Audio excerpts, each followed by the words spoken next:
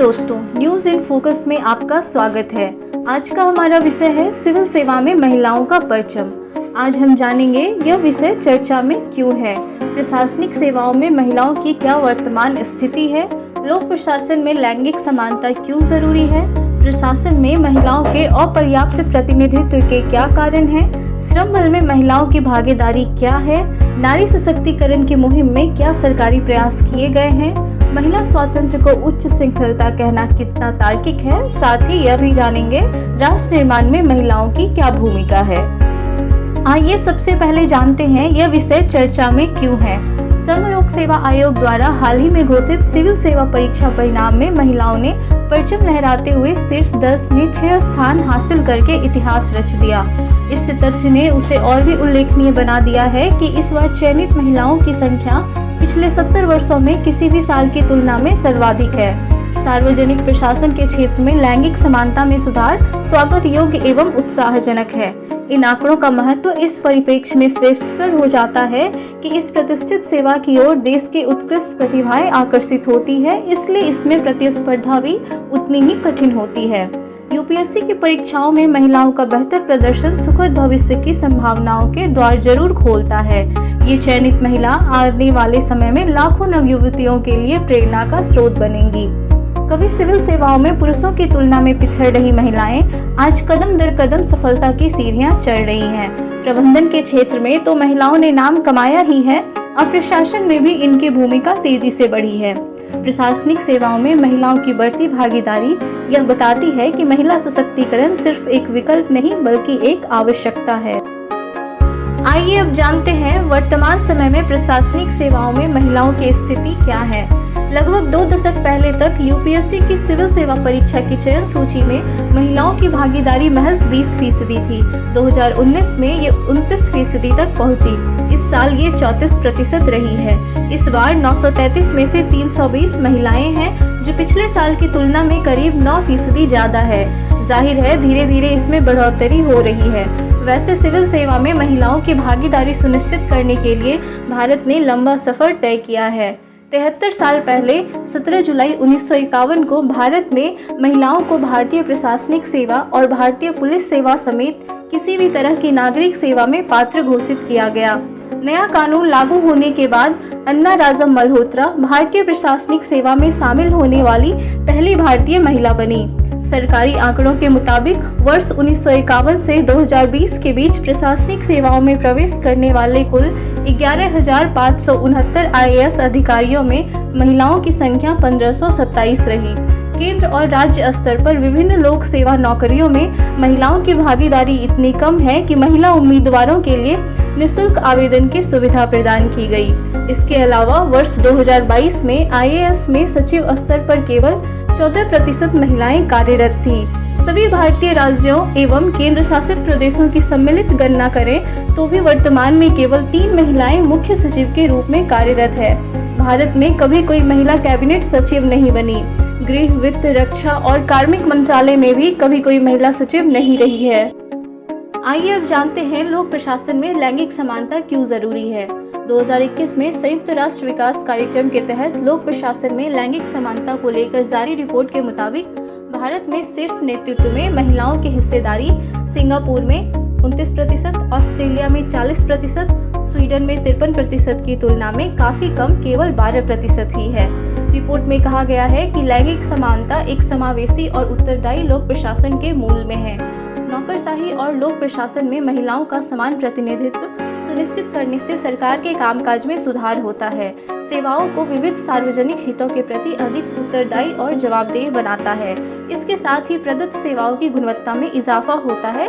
इसके अलावा लोक संगठनों के बीच आपसी भरोसा और विश्वास भी बढ़ता है।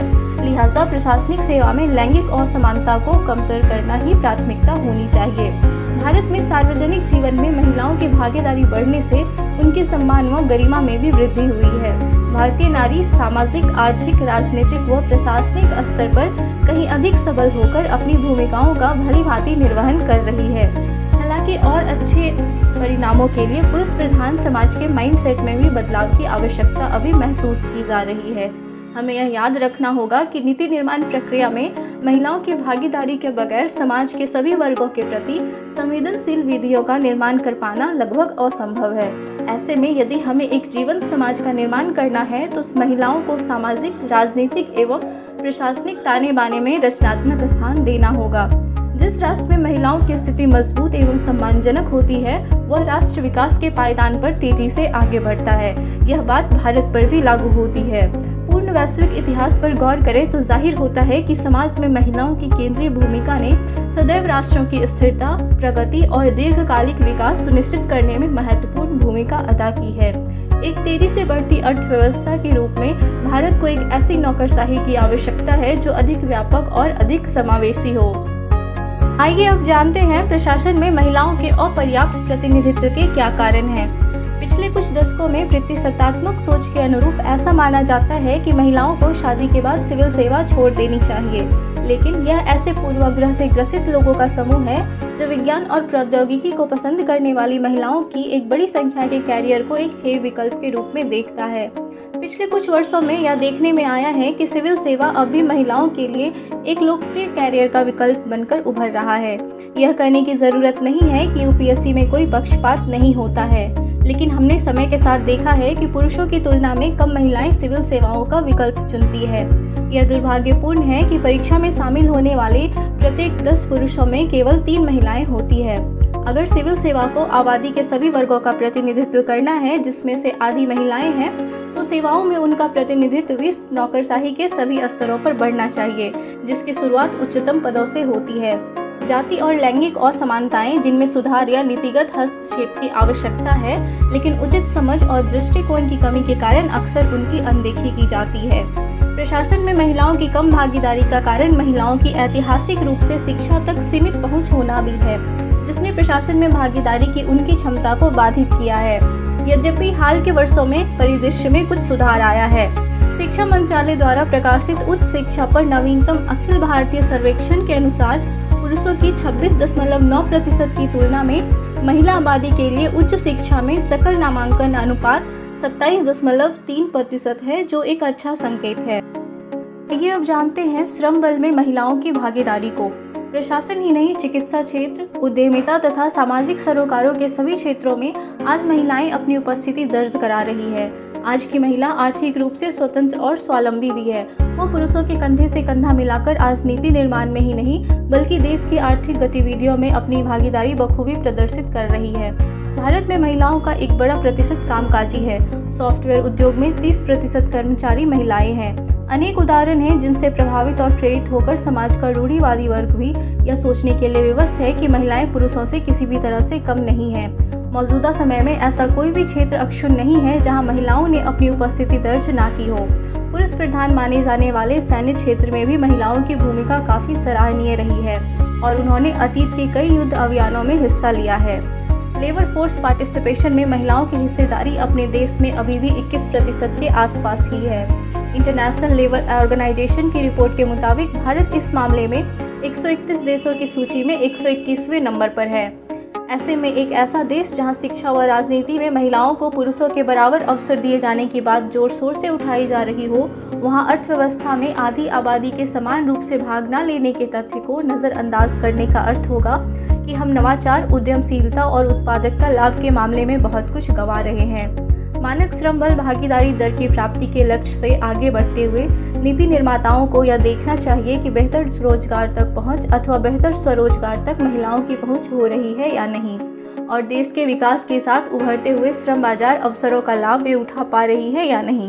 आज समय की मांग है कि महिलाओं की भागीदारी को प्रोत्साहित कर इन्हें सक्षम बनाने वाले नीतिगत ढांचे का निर्माण किया जाए, जहां महिलाओं के समक्ष आने वाले लैंगिक बाधाओं के प्रति सक्रिय जागरूकता मौजूद हो। इस क्रम में लैंगिक असमानता दूर करने वाली प्रभावी नीतियों को विकसित करने जाने की आवश्यकता है। आइए अब जानते हैं नारी सशक्तिकरण की मुहिम में किए गए सरकारी प्रयासों को। महिलाओं को विधिक संरक्षण प्रदान करने के उद्देश्य से केंद्र सरकार द्वारा समय समय पर अनेक कानूनों को लागू किया गया है। व्यापार निरोधक अधिनियम, अनैतिक व्यापार अधिनियम 1959, समान पारिश्रमिक अधिनियम 1986, वेश्यावृत्ति निवारण अधिनियम 1986, सती निषेध अधिनियम 1986, दहेज निरोधक कानून 1961, घरेलू हिंसा में महिलाओं की सुरक्षा अधिनियम 2005, राष्ट्रीय महिला आयोग अधिनियम 1990, कार्यस्थल पर महिलाओं का यौन उत्पीड़न रोकथाम अधिनियम 2012 इत्यादि। महिला अधिकारों को बेहतर ढंग से परिभाषित करने और मुहैया करने तथा उनकी सामाजिक एवं आर्थिक दशा में सुधार के लिए सुझाव देने के लिए वर्ष 1992 में राष्ट्रीय महिला आयोग का गठन महिला सशक्तिकरण की दिशा में एक महत्वपूर्ण प्रयास माना जा सकता है।